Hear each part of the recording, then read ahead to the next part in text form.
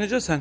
Çox sağ olun, siz necəsiniz? Yaxşı. Bayram, niyə Bayram Nurlu? Yəni bəlkə bunu heç səndən soruşmayıblar. Niyə sənin adının yanında Nurlu sözü var? Yəni bu sənin soyadındır, bu sənin ləqəbindir. Yəni niyə Bayram Nurlu?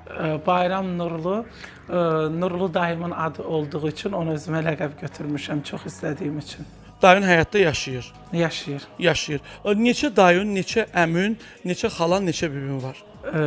4 xalam var, 2 dayım rəhmətə gedibdir. Allah rəhmət eləsin. Çox ölənlərinizə rəhmət. 1 dayım sağdır, 2 bibim rəhmətə gedib, 2 bibim sağdır.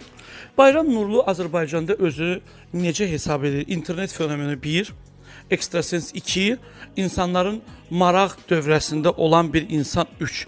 Bu üçündən hansı sənə tam yaxındır? Mən daha çox insanlara ekstrasens kimi yaşlı nəslə deyərdim, amma fenomen kimi gənc nəsli elə bir özümü sevdirə bildim, tanıtdıra bildim. Sən uşaq vaxtı ikən Türkiyədə tanınmış bir verilişdə qonaq olmuşdun və onda da sənin bu ekstra hisslərin var idi. Amma bunu bir uşaqlıq kimi qəbul edirdilər, amma o ildən bu yana keçib. Sən bugün adın çox müğənnilərdən hallanır ki, hansıların, məsəl üçün bizim efirimizə, yəni hər şey daxilə, səmimidən başqa, indi hər şey daxil efirdə gedir. Firuzə İbadova zəng vurmuşdu ki, sən ona olan cadunun 100 neçə aşar tapmışdın? 167. Hardan tapmışdın bunları?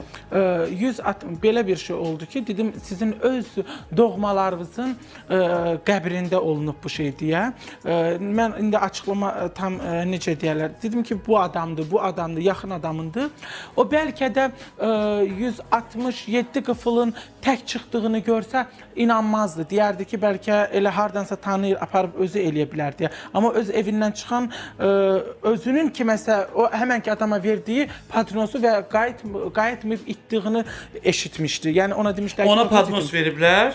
Özü patronos vermişdi ki, məsələn, itmişdi patronos. Demişdilər ki, itibdi patronos. O patronos da oradan çıxdı.